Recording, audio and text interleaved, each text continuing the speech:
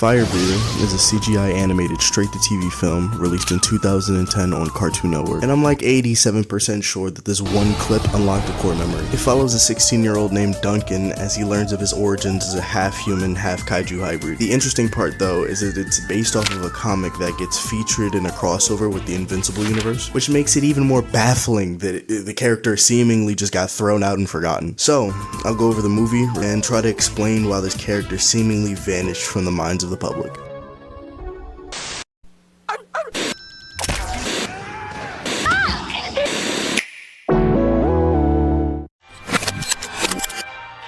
We get a little explanation on how Duncan's mother even met his father in the first place. The king of the kaijus is decimating a fucking city, and the only thing that can stop him is a attractive brunette in her early 20s. Dr. Umar would be very unpleased with this. Duncan moves to a new town and hopes not to get bullied for being a genetic abomination, which we find out on his way to school already failed. We meet Jenna after the animators give us a slow pan of her ass cheeks for like 10 good seconds, and she just happens to be getting sexually harassed by the Kuhn squad. Duncan shows up to class and has to be introduced, which is where we hear some of the most demonic syllables put together in a single breath. His name is like just a list of mythological demons. Just every satanic creature you can think of. He sits down next to Kenny and Liz, or as I like to call them, the future school shooter and the quirky girl. And at this point, 10 minutes into the movie, it's feeling like the exact plot of Mean Girls. She just moved here all the way from Africa.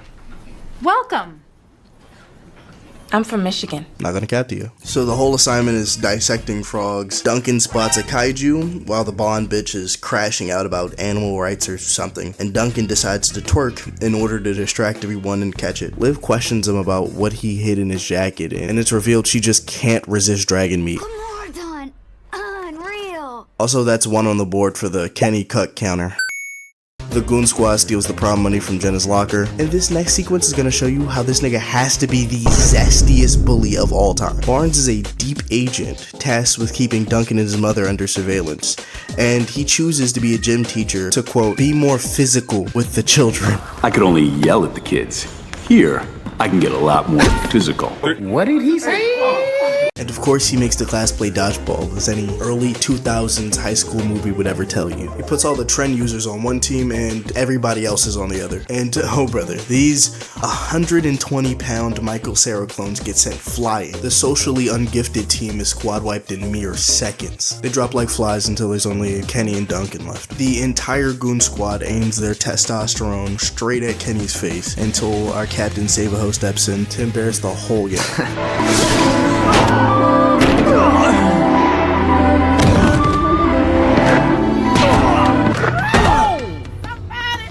He needs some milk.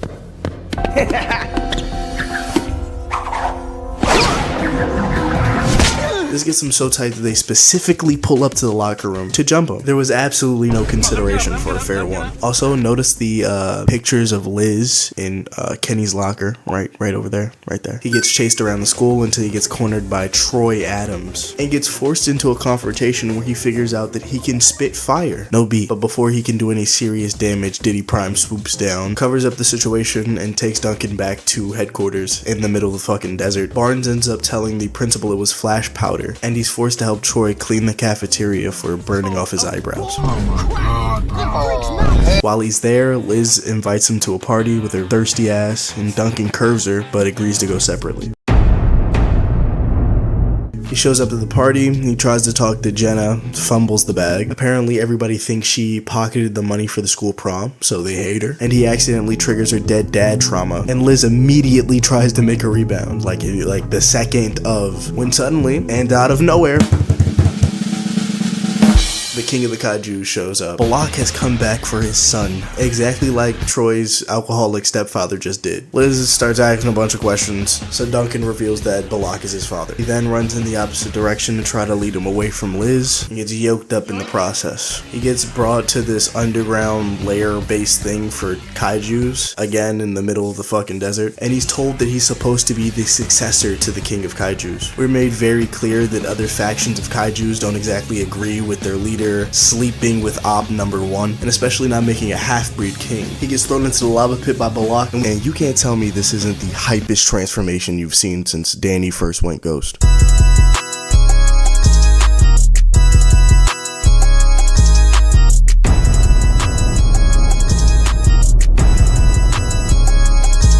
After his transformation, he passes out and wakes up in a crater, managing to steal a ruby from the cave before he left. He finds Kenny's trailer in the middle of the desert and is unsurprised to see Duncan is horribly disfigured. We learn that Kenny's dad is slightly a deadbeat. I think my old man is a spy or something. I mean, he can't talk about it, obviously, but the pieces fit. He's always vanishing for months at a time, then reappearing without explanation.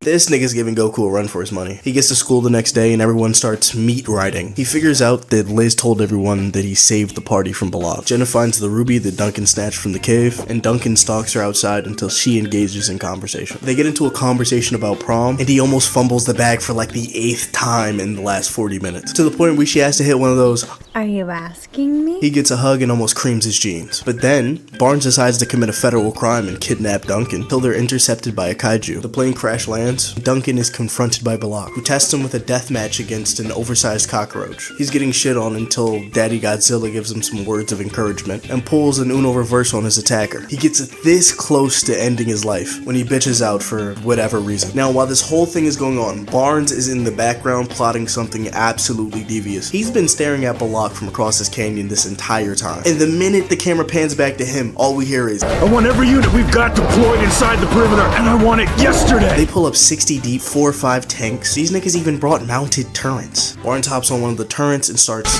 emptying clips. Balak is eating those shits. Mwah, mwah, mwah. Unfazed. The king of the kaijus does his signature move, grabbing. And just when Barnes thinks his PTSD-riddled suffering is gonna end, Balak surrenders, and they imprison him in the side of a cliff.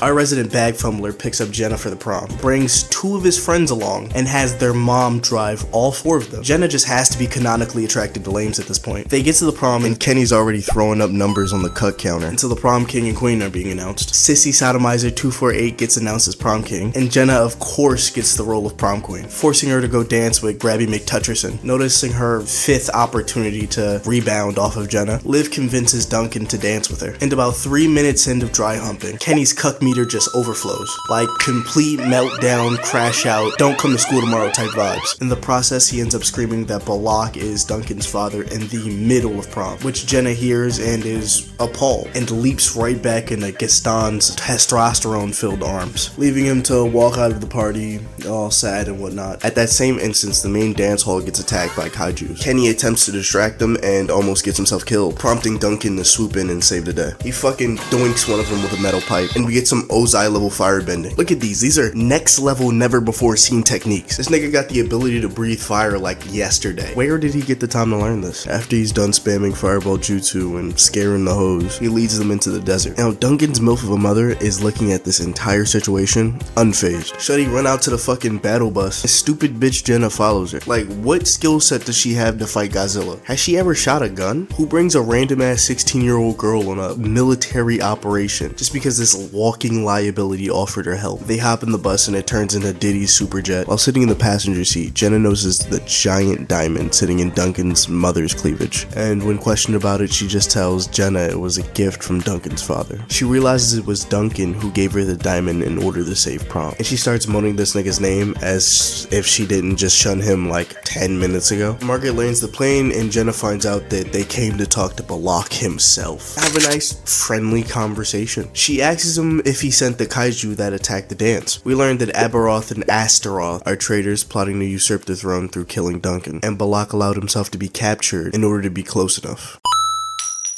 And after you wrap up that little conversation, he stopped playing around. He could break out of prison this entire time simply by standing up. He makes direct eye contact with Barnes and starts team wiping. And the function kind of getting mid, so he's like, hey, fuck this. Clean jumps through a government issue force field. Nigga even slightly shrugs it off after. Our resident crash out gets on the jetpack and starts chasing, obviously. He tracks down Duncan, puts a gun in his face and starts tweaking out. And I'm actually genuinely confused on why he does this. Like, wouldn't you be trying to track down Balak? While this nigga's being a terrible father figure, the ops pull up to finish what they started at Prom. Like, is it just me or is Barnes a sorry ass nigga? How was your whole life dedicated to hunting kaijus yet you can't even handle 2? Better yet, he doesn't actually damage or help with any kaijus in the entire movie at all. He almost gets himself and Duncan has to save the nigga that just put a assault rifle to his forehead. And as they're falling from the cliff, Duncan spawns wings. He drops Barnes off on a nearby ledge and goes back to box the kaijus. Personally, I would've let that nigga perish. He's flying back towards the kaiju, pull out the prehistoric gats. Duncan does a damn good job at dodging, considering he's only had wings for like 10 minutes, but not good enough. Before Duncan gets game ended, his dad shows back up with the milk, but that doesn't last for long after one of them grabs his leg. Bro gets absolutely jumped. Now, MILF Margaret is looking down on the scene from the battle bus, and the minute she sees her Pookie bear get snuffed, kamikazes directly into one of them. And this is what I mean by this stupid bitch being a liability. She's parachuting down while the kaiju try to eat her, and Balak has to come in and play interference before she gets turned into a white girl wafer, causing him to get jumped again. He tries to breathe fire and they grip his face and do this zesty little mouth hug. Duncan uses the power of friendship to break out of his human-sized staple and absolutely famooses these boys with the oldest trick in the book. Duncan comes up with an idea to end the fighting without killing them and tells everybody to be ready to move. And the minute he says that, his mother gets gripped up by another kaiju. But nobody fucks with the king of the kaiju Snow Bunny without consequences. Balak crashes out, she gets flung up, and he uses his signature grip ability, the ancient kaiju art.